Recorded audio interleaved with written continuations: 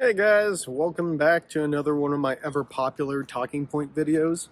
It's funny when these videos get released on YouTube, I get analytics and everything written about them, and it seems like these talking points actually are um, drawing in a lot of views. So it sounds like a lot of people are actually enjoying just listening to me talk about different things and new things in the world. I do apologize for that background noise. I'm up at Stevens Pass, hanging out in Leavenworth for the weekend, but I just wanted to avoid the heat, and I thought maybe driving to a higher altitude would help. So I'm chilling out in the shade. I have my chair out. I was just reading a book. Actually, you guys will be interested in the book. I finally got around to reading Uli Steck's book. I'm only like 50 pages into it, but it's actually pretty fun to read. He's writing about Annapurna and all of his big stuff. So if you're looking for another book to read by a professional climber and you haven't read that one, it seems like it's a pretty good read so far. Anyway, moving on to the actual point of this video. And this is one that I've gotten asked a number of times, is kind of like how long my ice axe is. So I have an assortment of ice axes here. I carry around about six or seven of these in my van while I'm working in the North Cascades, and they're all kind of for different things. And but they're all about the same length. So I have a small assortment of them just sitting right here. This axe is my primary baker axe, or you could say a non-technical mountaineering axe. It's one that I use for. It's one that I'll use for non-technical mountaineering. So obviously north, south side of Baker, Rainier, Glacier Peak. I'll probably bring this axe out. If you're wondering what the duct tape job is here that's falling apart, this axe is a few years old now, but what I did is I taped an insulator onto the head of the axe, and that just helps keep my hand a bit warm.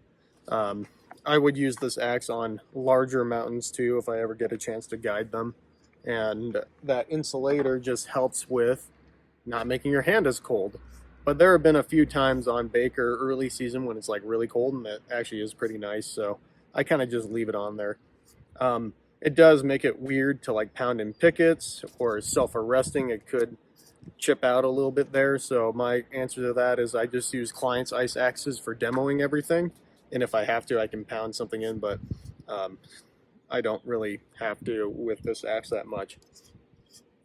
So this axe, you can see how long it is. It is a 50 centimeter ice axe, but you can definitely see how this axe is not super long. You know, if you go to REI or if you look at Freedom of the Hills maybe, or any sort of older mountaineer axe is a lot longer of a shaft. And actually when I was a kid, I got an axe that was quite a bit longer. That's too long for me today, in my opinion.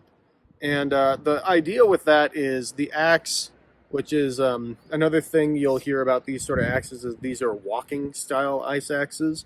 I have a different video that talks all about kind of like the B and T rated ice axe. I'll probably be linked at the end of this video.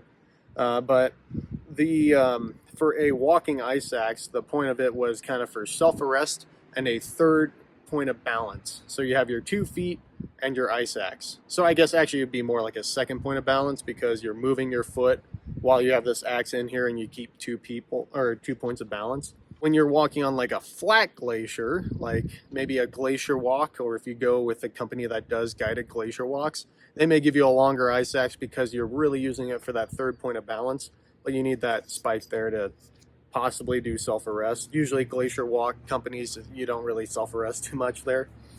But yeah, so why am I and why is everyone else moving to shorter shaft ice axes? Well, the idea with those long axes is that it's really great when you're low angle terrain because you just stab this into the ground and then you can walk across.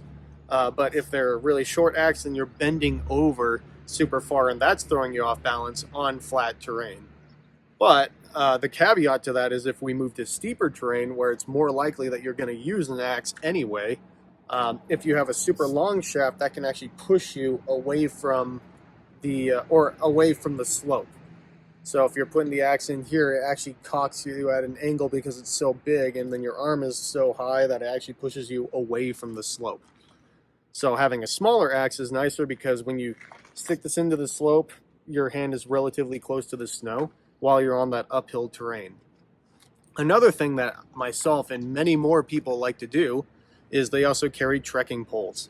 And so if I have an ice axe in one hand and a trekking pole in the other hand, then the trekking pole on flatter terrain will act as my extra point of balance. And it's a bit more ergonomic, it's a bit easier to push with and help save wear on my knees. And then I can save my ice axe for the more technical stuff. And the smaller the shaft of the ice axe, the more easy it is to work with in technical terrain. And so that's kind of the long story short of it. So when I'm doing technical routes like the North Ridge of Baker, I will have a trekking pole with me as much as possible, usually on the glacier approach up to the climb. And I like these little three-fold trekking poles, so that way I can put them in my pack for those kind of routes. I'm going to make another video on that. I can put the trekking pole in my pack, pull out my ice axes, and start swinging. When I'm up on the non-technical routes, I pretty much rock a trekking pole all the way from the car to the summit and back to the car. And so I don't need as big of an ice axe because I have that trekking pole with me the entire way to help push myself up the mountain. I have one of my technical tools here to show you, and I pretty much actually, you can see how the technical tool and the non-technical tool are pretty much the same size. So yeah, most of my ice axes are in that 50 centimeter range. And yes, this does mean on flat ground, I'm more or less just having this hang by my side and I'm just walking with it. But it doesn't matter as much because I have my trekking pole there to help keep my balance and help keep me moving. It's just making the ice axe a bit more versatile in the terrain that you can manage it on, and it's really keeping it to that steeper terrain. So moving on to like some other tools, I got my, the Petzl Goalie and the Sumtech. So these are kind of like more in-between tools, right? Between walking and climbing ice axes. And these only come in one length, which is actually, this one's a little bit shorter. This is like the shortest axe I own, and I don't think they don't really write the size on the shaft because you don't get to choose between which shaft you have. It's all going to be that same it's going to be that same size.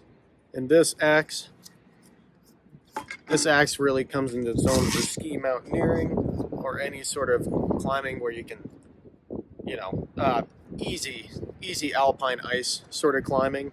There's definitely times where I'll just bring this tool out with me, mostly in ski objectives, and this is the only ice tool that I'll have. There are times where maybe a late season Baker climb, I'll have my Baker axe and this goalie as a secondary tool in case I fall into a crevasse and have to climb my way out, or actually the Roman wall, sometimes it's nice to have two tools. So a lot of guides will roll with two ice axes for Baker in late season. This is a common axe I use on Shuxon. This one also comes in the single length, and that's because it's a T-rated pick and a T-rated shaft. If I put it up with my full-on water ice tool, they are exactly the same. And you can actually climb some serious ice with this thing. If you move that trig rest down, and then the head weight is pretty good, and there's actually two spots to add more weight. So all these ice axes that are made with climbing intention are going to be that same shaft length of the most useful length for climbing. So the final axe I have here is just full-on water ice axe. This one's a little bit more all mountain. It has a hammer. I have one with an adze. I use both of them when I'm ice climbing in the alpine. Has two pinky rests right there. Has a lot of weight to the head, the whole carbon fiber thing. And this is all the same stuff. I can hold the axe mountaineering. It has a really robust spike right there. So that thing actually goes in the snow pretty well. More common tools will have a way of folding this thing in, more modern tools will have a way of folding this in. This one's actually removable, but I'm not going to take the time to take it off and put it back on. But yeah, this is a full-on water ice axe, and it's just not designed for being walked with. So I would not bring this axe out for any sort of standard mountaineering route. I wouldn't even really bring it for even like technical rock routes in the Alpine. I would much rather go with a more versatile axe like this. But for any sort of like hard ice climbing in the Alpine, this is a really nice axe to have just for the amount of comfort it gives you. I still will walk with this axe while I'm on technical objectives because it doesn't make sense to bring like 3 axes, but I just use it as a same old walking ice axe. Sometimes I generally walk with the adze a bit more than the hammer, but that does depend on the quality of the snow. I also have to be careful with this rubber handle right here because this will get chewed up by crampons and stuff. And these things are expensive, so I'm trying to make them last. So in summary, that's the main reason why we're moving to shorter shafts on our ice axe. I don't think they're really going to get much shorter than this. And if you go back in time, some of the really old ice axes are even shorter in the handles, but they seem to have found this like nice swing length that gives you everything you need for ice climbing. And yeah, just with new technology and trekking poles being so prevalent, there's just no real need to have a super long shaft of an axe. There are other issues with it, like doing self-arrest. If that shaft is super long, the spike could dive in and shoot the axe out of your hands. That's another possibility. We're finding now that it's actually more of a hindrance to have a longer shaft than a shorter shaft. So hopefully this will help you out if you're in the market for ice axes. You can see all the ones that I like to use that I've sort of pared down with over time. Thank you for watching, and I'll see you in the next one. We've lost, cat. I would say 15 cats. I think last Coyotes? count I did was 17. 17? Yeah. Yeah.